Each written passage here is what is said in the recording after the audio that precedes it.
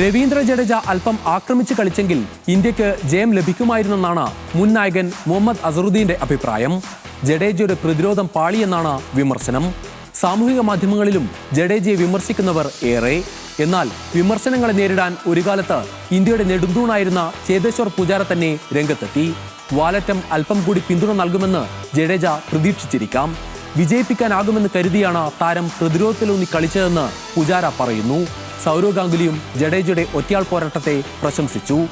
181 പന്തുകൾ കണക്കെടുത്താൽ 30 ഓവർ ഒറ്റയ്ക്ക് പൊരുതി ഒരറ്റത്ത് ഉറച്ചുനിന്ന് ഇന്ത്യൻ വിജയത്തിലേക്ക് ബാറ്റ് വീശുകയായിരുന്നു രവീന്ദ്ര ജഡേജ. മറുവശത്ത് പിന്തുണ നൽകാൻ സ്പെഷ്യലിസ്റ്റ് ബാറ്റർമാർ ആരുമുണ്ടായില്ല എന്നതാണ് ഇന്ത്യൻ പരാജയത്തിന് കാരണം.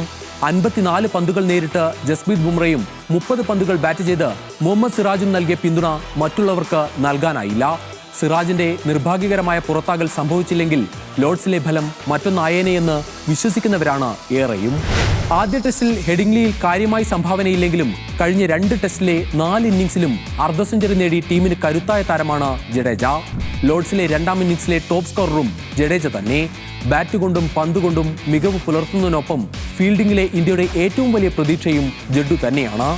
ഇതിഹാസങ്ങൾ പടിയിറങ്ങിയതിന് ശേഷമുള്ള പരമ്പരയിൽ ഒരു തിരിച്ചുവരവ് ഇന്ത്യ സ്വപ്നം കാണുമ്പോൾ അതിന്റെ ചാലക ശക്തി തന്നെയാണ് രവീന്ദ്ര ജഡേജ. എന്നും ഓർമ്മിക്കാവുന്ന ഒരു പോരാട്ടത്തിന് കൈയടിക്കേണ്ടതിന് പകരം ആക്രമിക്കുന്നവരോട് എന്തു പറയാൻ?